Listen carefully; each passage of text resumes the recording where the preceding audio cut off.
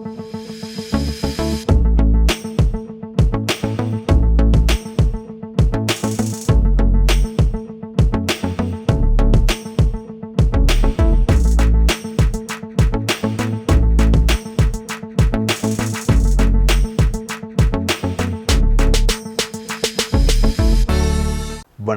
இலங்கை செய்திகளுடன் நான் நிரோஷன். விரிவான செய்திகளுக்கு முன் தலைப்புச் செய்திகள்.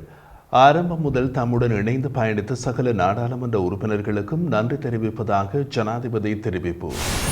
ஜனாதிபதி தேர்தலுக்கு எவ்வளவு செலவானாலும் வழங்க தயார் என்று திரைசேரி அறிவிப்பு. வடக்கு கிழக்கு மக்கள் ஜனாதிபதிக்கு ஆதரவு வழங்குவார்கள் என்று ஆளும் தரப்பின் பாராளுமன்ற உறுப்பினர் SB திசாநாயக்க கருத்து.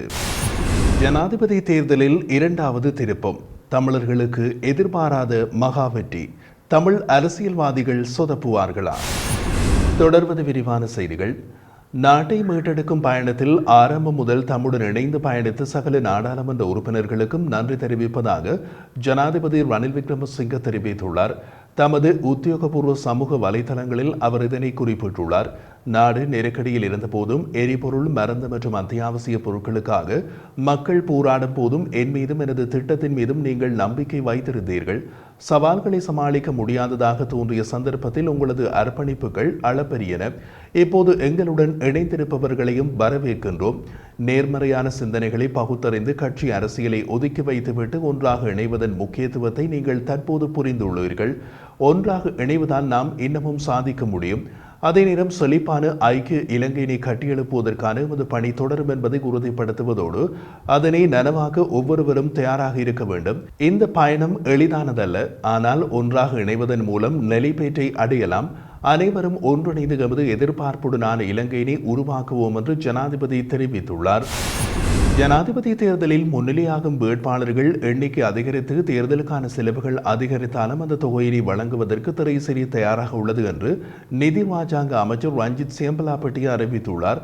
தேர்தல் ஆணையாளரின் கோரிக்கைக்கு அமைய தேர்தலுக்காக நிதி வழங்க திரைசேரி தயார் என்றும் அவர் தெரிவித்துள்ளார்.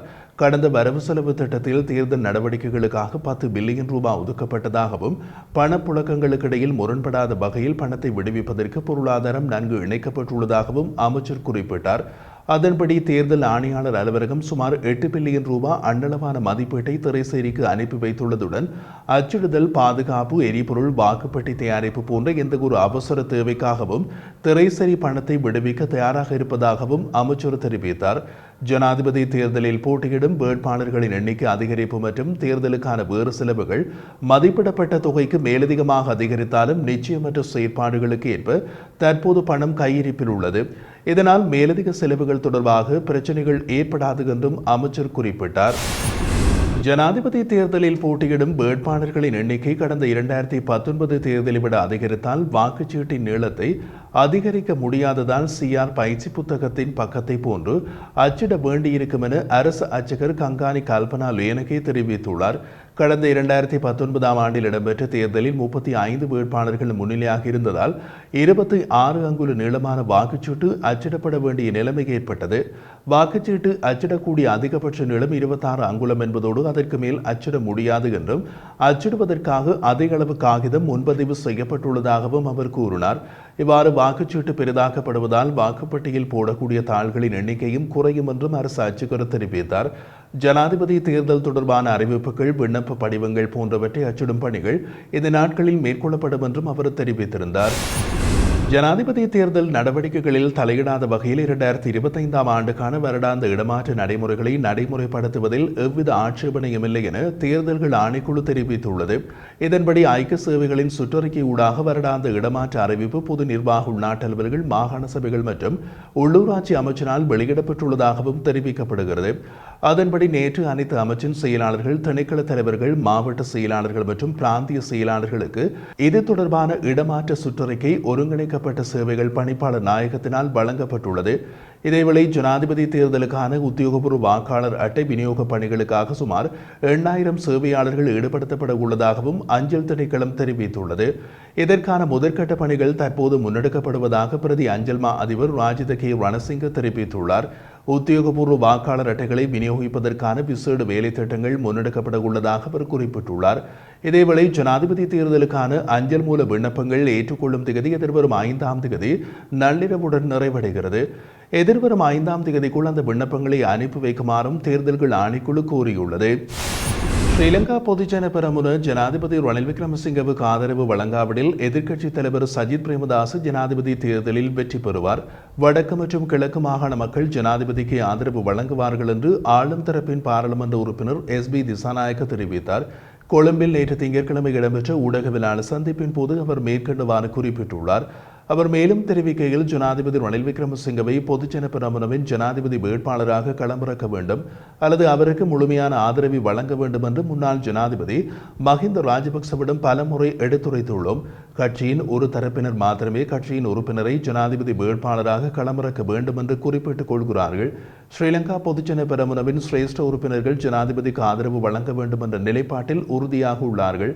அத்துடன் கட்சியின் தொகுதி அமைப்பாளர்களும் இதே நிலைப்பாட்டில் தான் உள்ளார்கள். ஆகவே கட்சியின் பெரும்பான்மை நிலைப்பாட்டுக்கு மதிப்பளித்து சிறந்த தீர்மானம் எடுக்க வேண்டும் என்பதையும் வலியுறுத்தியுள்ளோம். ஜனாதிபதி ரணில் விக்ரமசிங்கவுக்கு பொதுஜன பெரமுன ஆதரவு வழங்காவிடின் எதிர்க்கட்சித் தலைவர் சஜித் பிரேமதாச தேர்தலில் வெற்றி பெறுவார். அவ்வாறான நிலைமை ஏற்பட்டால் 2022ஆம் ஆண்டு நிலவரமே மீண்டும் ஏற்படும். வடக்கு மற்றும் கிழக்கு மாகாண மக்கள் ஜனாதிபதி ரணில் விக்ரமசிங்கவுக்கு ஆதரவு வழங்குவார்கள். ஆகவே பொதுஜன பெரமுன சிறந்த தீர்மானத்தை எடுக்க வேண்டும். தேர்தலில் ஜனாதிபதி ரணில் விக்ரமசிங்கவுக்கும் எதிர்க்கட்சித் தலைவர் சஜித் பிரேமதாசவுக்கும் இடையில் போட்டி நிலவும். அறக்கலையவின் போது மக்கள் மத்தியில் ஜேவிபியினருக்கு இருந்த செல்வாக்கு தற்போது முழுமையாக வீழ்ச்சியடைந்து விட்டது. அனுருகுமார திசாநாயக்கவின் பேச்சு கேட்பதற்கு அருமையாக இருக்கும், ஆனால் நடைமுறைக்கு சாத்தியமற்றது என்றார். கொழும்பில் அரசியல் வட்டாரங்களில் ஜனாதிபதி தேர்தல் களை கட்ட தொடங்கிவிட்டது. பலர் போட்டியிடப் போவதாக அறிவித்த நிலையிலும் பிரதான போட்டியாளர்களாக 3 பேர் மட்டுமே இருந்தனர். ரணில் விக்ரமசிங்க, சஜித் பிரேமதாச மற்றும் அனுருகுமார திசாநாயக்க ஆகியோரே அந்த 3 பேர். மஹிந்த தரப்பின் கட்டுப்பாட்டில் உள்ள பொதுஜன பெரமுன கடைசி நேரத்தில் ரணிலை ஆதரிக்கும் என்ற எதிர்பார்ப்பு இருந்தது. ஆனால் நேற்று பொதுஜன பெரமுனவின் அரசியல் குழுவினால் கொண்டுவரப்பட்ட முன்மொழிவின்படி அவர்களும் ஒரு ஜனாதிபதி வேட்பாளரை பந்தயத்தில் இறக்குகிறார்கள். அது பந்தயத்தில் ஜெயிக்கக்கூடிய குதிரை அல்ல, ஆனால் சிங்களவர்களின் வாக்குகளை பிரிக்கக்கூடிய குதிரை. அதனால்தான் எமது தேசியம் நியூஸ் யூடியூப் சேனலில் நாம் நேற்று வெளியிட்ட காணொளியில் தமிழ் மக்களுக்கு அடித்த திடீர் அதிர்ஷ்டம் என்று குறிப்பிட்டிருந்தோம். காரணம், சிங்கள வாக்குகள் எந்த அளவுக்கு பிரிகிறதோ அந்த அளவுக்கு தமிழர்களின் வாக்குகளுக்கு முக்கியத்துவம் அதிகரிக்கும். தமிழர்களின் வாக்குகளை அதிகம் பெறும் சிங்கள வேட்பாளரை ஜெயிப்பார் என்ற நிலைமை ஏற்படும். சிங்கள வேட்பாளர்கள் தமிழர்களை தேடி வர வேண்டியிருக்கும். தமிழர்களின் பேரம் பேசும் சக்தி அதிகரிக்கும். இந்த சூழ்நிலையில் இப்போது அடுத்த திருப்பம் ஏற்பட்டுள்ளது.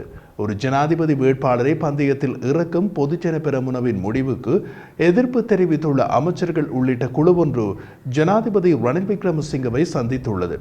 நேற்றிரவு நடந்த சந்திப்பில் கலந்து கொண்டவர்கள் ஜனாதிபதி தேர்தலில் ரணில் விக்ரமசிங்கவுக்கு ஆதரவளிக்க தீர்மானித்துள்ளனர்.